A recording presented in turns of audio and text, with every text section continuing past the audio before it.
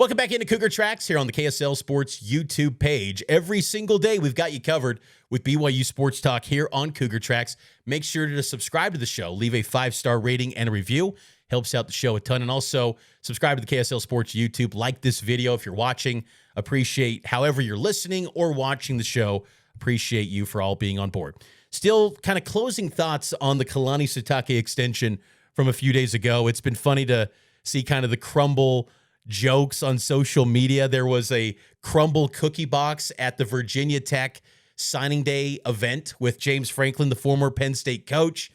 When asked, he was actually asked about this, if that was an indirect reference, and I guess Franklin shot it down, saying it wasn't. But the crumble jokes were great. Garrett McClintock of the Give Him Hell Brigham podcast, great guy, love Garrett. He sends a DoorDash to Penn State's facility. Unbelievable. Just great stuff. And what's also great, though, is that BYU used the leverage that Kalani kind of created, but Kalani was, it was not just saying, oh, I'm not going to hear it out. I mean, this was not a thought of just simply, I'm under no circumstances not leaving BYU. This was not that case. Penn State was a real threat, as we all know. But what was nice, though, was that leverage forced a situation to where that blue blood brand that was coming for your head coach forced BYU to step it up to the highest level. And look, the specific numbers, again, BYU will never release that. They'll never go public and be out in the open about their numbers. They are always going to be super private about anything numbers-wise. But one thing we do know is that they've got an influx of media rights, about $31.5 million. Then you factor in bowl money, NCAA tournament units. It's going to be north probably of $50 million per team in the Big 12. Full share. So money is there. And then you factor in BYU's NIL commitments from boosters and all the donations from donors, the support. I mean, BYU, they're leveling up. They're investing in Kalani Sitake. I think it's a huge moment for BYU because they're basically saying we can compete with blue blood resources and do it our own way. Now, you can say, is the BYU way looking a lot like other places? It kind of is still. But I do believe that BYU still has kind of this touch about the way they go about things where they really do, to their core, want it to be a holistic, all-encompassing experience for athletes, even for an AJ DeBonsa, where, you know, he's coming in for 1 year, he's getting paid a ton of money, but you want him to be part of the community. You want him to be part of the school. You want him to experience the wholesome nature of BYU and become a better member of society from that experiences and life lessons that you learned at BYU. That's what it's all about. And it's exciting for Cougar Nation to go into a phase where BYU sports, because this will be a new era again. The first 3 years in the Big 12 was almost BYU Big 12 1.0. Starting next year, and maybe this Saturday against Texas Tech, it's BYU in the Big 12 2.0 under Kalani. There's a feeling now with the commitment, the stability, that why not go chase a national title? And I know I was just ripping the playoff because they will not give you access. But still, there is a path if you just win and you're in, and I hate that bid thief stuff, but that's beside the point.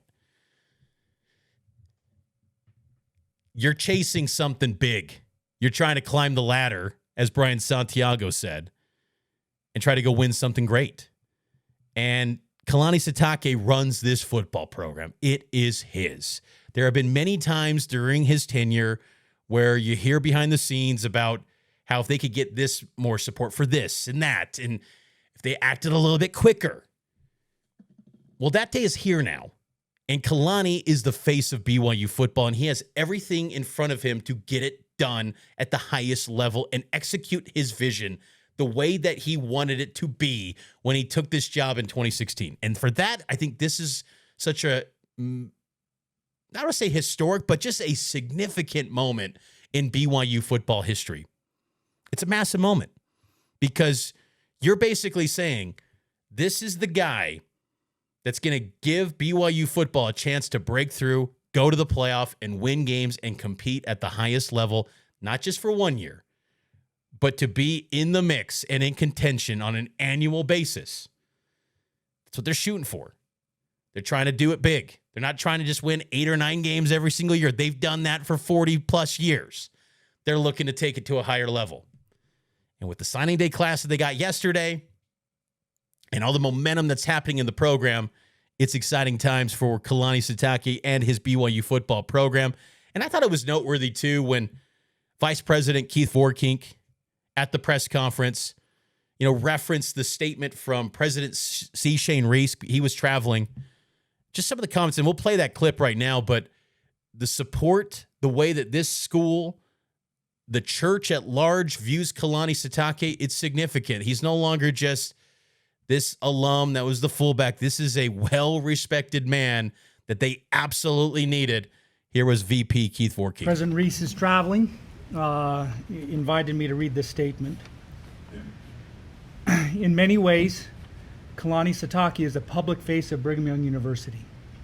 He leads our most prominent athletic team, and you couldn't ask for a better exemplar of the Christ-centered values for which this university stands. In saying that, I also communicate the great trust and confidence of BYU's Board of Trustees that they have in Kalani Sitake's unwavering commitment to BYU's mission, which helps to build student athletes who learn by studying and by faith. Someone recently said that BYU wants to win, but BYU wants to win as a family. Kalani is family, and we couldn't be more pleased that he'll be staying at BYU for all the right reasons and leading our football program into the Big 12 championship this week. And I'll just second President's words. We're so excited for all that Kalani represents and for the future of him leading our football program. Good stuff there from Vice President Keith Vorkink. And again, you heard it in that clip. BYU wants to win at the highest levels, but they want to do it in their way with family. That is a big thing. And for Kalani's program, that is 100% the case. Family is what he's all about. And to help out his assistant coaches, his support staff, the people at the very lowest levels of the football program, he wanted all of them to be taken care of. And I just thought it was cool, too, the real emotion from Kalani Sitake. I think these college football coaches are highly paranoid. They often are very transactional, and they don't have real emotion for the places that they coach at. Maybe they do. Again, I'm up close with BYU, but the authenticity of Kalani Sitake, a man that he's a self-made man, and you admire the heck out of that. I know I do. And this was Kalani at his extension presser. The goal here was for me not only to be here for a long time, but also to take care of my coaching staff and my support staff. And this allows us to do that, and also to take care of our players. So there's a strong commitment from the university to do those things, and that speaks to my heart. And so that was easy for me to agree to do that if they took care of my people, like Brian said. And then I want to express my love to my family.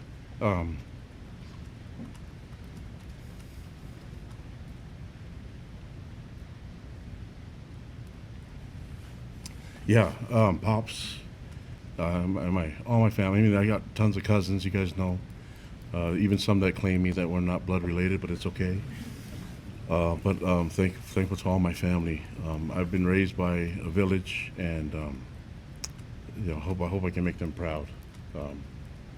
And so with that, also want to express my love and appreciation to my best mentor. That's my wife, Timberly, and my 4 children, Sky, Sadie, KK, Kalani Jr. we call him too, and then our baby girl Sylvia. So they've been amazing throughout the whole process, and they're the best supporters for us, and I appreciate them. Also want to tell the players how much I love them. They're amazing, and they make my job so enjoyable, and I love being around them. And being their coach has made me a better person, the last 10 years, and I got a lot more improvement to make. So I plan to be around for a while to get better. But I'm so proud and honored to be their coach. Special stuff from Kalani Sitake, and also the love bomb comment, the connection he has with BYU fans, Cougar Nation. Here was Kalani. Finally, I just want to express my love to all the fans.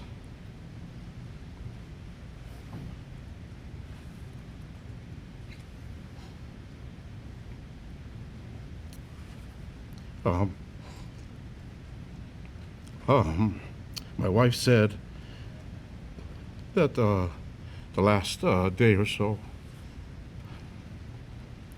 was probably one of her favorites, and my family, and she called it a love bomb from all the fans, and yeah, it's hard to leave when you have something so special, and you have amazing people that support us, and so I'm just grateful that I get to be around the amazing fans, and to make things easier, we'll just quit all the drama, and I'm here, that way people don't have to stop in the middle of the road. It's not safe, and roll the windows down and yell at me to stay. There was a student that sat out here by my parking spot with a sign, and I asked him how long he was waiting there, and he said a couple hours. He had no idea when I was going to be there, and gave him a hug and took a picture of him. But the fans all over the place. It's super special when social media can be toxic and dangerous sometimes, and so negative. So thank you for making it a loving place where my children can feel proud of their dad, and I could just be really proud of the friends that I got to make and the memories. And so those are things that we get to hang on to forever. And so I still have a goal of hugging every fan, every BYU fan. I got close in the last 10 years, but I feel like there's going to be more. So anyways, I want to get back to the game and the focus on the game. That's the goal here. I think that we can.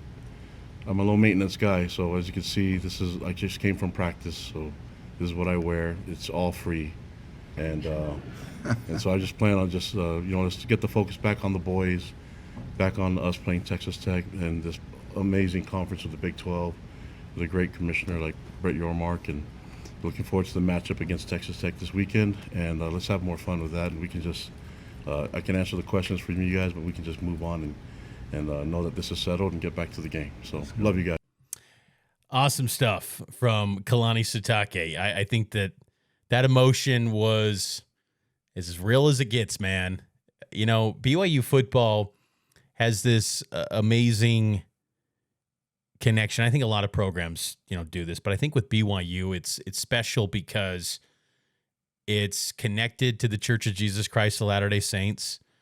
And for members of the church, that means a lot. And that stretch Y represents the church for many people, and it connects them to their faith. And man, but even if you're not a member of the church, it's a program that's entertaining. It's fun.